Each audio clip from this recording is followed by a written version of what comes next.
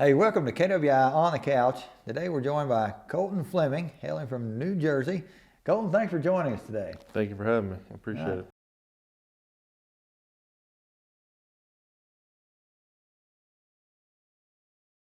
So a long drive down from New Jersey, but Yeah. but not necessarily all the time. You come to us from the pipe fitting side of the industry. Tell us about that journey from pipe fitting into welding. How did that start? How did that happen for you? So I was working for like a small mechanical contractor, and we did anything from copper to PVC, and then we actually did some weld pipe too. And as I started out as like an apprentice, pretty much didn't know nothing.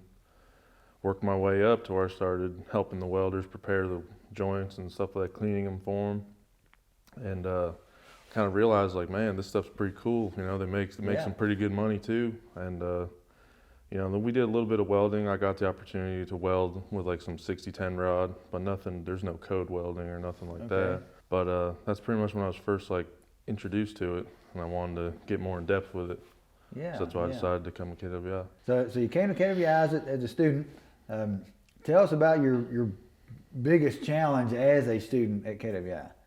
I'd say the biggest challenge as a student probably was, it sounds silly, but flux core welding. Okay. I've never ever touched it before, didn't know what it was. I was hung up on flux core for about 2.5 months. Wow. Yeah, it was pretty bad. Yeah. And so some people think, well, they just pull the trigger and the wire comes out, but it's not always that easy. Yeah, it was kind of disheartening to see some of my classmates getting through it in 2 weeks, and here I was stuck on it. But I had to just keep hammering down and being persistent with it. I pulled long hours, many hours as I could to get off of it, and finally paid off and got off of it. So you finally get over flux core and pass that test and roll through TIG, graduate KWI with a bunch of certs, and you're out in the workforce for a good amount of time. You finally cycle back into this area. What made you want to get involved as an instructor with KWI? I don't know, something I always wanted to kind of try and do. I didn't think, or didn't really know, I guess I should say, if I was going to like it. It was always something I definitely wanted to try. And when I hired in here as a part-time instructor, I really, really liked it. And I kind of wanted to sign on full-time. Yeah, so and we liked your work and got good reviews from students as well. Tell us about coming in as an instructor. Is it just an interview like this and you sign a piece of paper, or what? So what'd you have to do? No, so yeah, there's obviously an interview like any other job, but you had to take 6 weld tests to get in as an instructor. Yeah, it's pretty much the whole 6-month pipe program that I went through. You got to take every single one of them tests in a matter of a couple days. Yeah, so that's one thing that sets KWI apart. We're not going to bring in an instructor that can't weld. Every instructor that KWI has, basically, let's throw down. Let's run the gauntlet. So 6 weld tests in 2 days. It's challenging to get that done, but for us, it's important because I know that when you walk in the welding booth, you can get it done, whether it's flux core that you struggled with, or whether you're running some Inconel or some copper nickel. How do you use your experiences, is basically struggling with flux core, to now help a student who's struggling with flux core or putting in a bike feed roof? I don't know. I kind of try to always envision that I was once in their shoes. And it's literally to the point where you walk in there, and you kind of got to remember where you came from almost, and you can't get mad or frustrated at them if they're not picking up on it or they're not understanding what you're saying.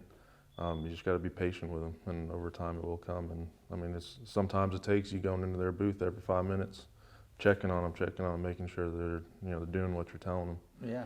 But as soon as they overcome that obstacle, whatever they're stuck on it feels really good to see them kind of overcome that. You get that joy of absolutely. Your success builds off of that student's success. Yeah, absolutely. Yeah, it means a lot. So you're a CWI. Tell us what it's like to go into the booth. Of course, as an AWS accredited test facility, you're not testing your students. Man, is it tough to bust that other instructor's student, or is it just? You don't ever want to be that guy, but we have a code that we uphold everyone to. We treat everybody, every weld the same. Okay. So you're not going to pass the guy just because you like him or he drives a Ford truck. No. He's got to go by what's in that AWS Absolutely. code book. Yeah, it's got to meet the acceptance criteria of that welding code. Okay. And if it doesn't, you know, we have to bust them out for it. Right. So you bust a student out. Now, what's that student do? Are they just lost, forget about that cert, or what's the process to practice more? Yeah, absolutely. They get I always recommend to run another practice test, and then as long as everything goes good visually on that, I have them go right into another, you know, certification test, I guess you call it. Any experiences you had on the job that you want to bring into the picture, like something that, you know, something you saw that could help others maybe in that situation? I had an old timer one time. I was working in Decatur, Illinois, and he, you know, there's a bunch of other welders on that job, and you know how it is on a job. Everyone's kind of, you know, welders are kind of cocky, and this old timer that I ran into, super humble and just like down to earth. And I remember I was struggling to put a root in, and I mean I was struggling bad. And he came over and he watched me, like they call it looking another welder in. We're watching him put a root in just to make sure everything's going good. And he literally watched me until I was done with that weld, and like that kind of changed, I guess, kind of how, like, you know, because you always got to stay humble in this industry. You can never ever, you know, never think that you're ever too good, because there's always going to be someone better than you out there. And it just showed me that, you know, there's people are always willing to help you. Right. You know what I mean? And don't ever be afraid to ask for help neither. That's what it's all about. You know, you're your brother's or sister's keeper out here in this trade. And that's right. Yeah, it's a small world really for all us welders. Yeah. Yeah. So is it just about welding, or do you still have to do a little pipe fitting, a little rigging? Absolutely. Yeah. I mean, I'll never shy away from helping out my fitters on a job if whoever I get paired up with. That'll go a long way with them too. That'll show them that you're willing to work and help them out. It's kind of one hand washes the other. They're going to make sure that they give you a good fit every time. If you're willing to pull on a chain fall for them or stuff like that, help them with layout and rigging and at pretty much almost every single job you're on. Yeah, a lot of people don't think that why I hired in as a welder, I'm not going to pick up that shackle, but it's part of it. I mean, believe me, there are welders out there on that job, but I mean, I ain't gonna be afraid to do that. You know, you should never ever be afraid to do that. Help them out, because it's all part of the trade.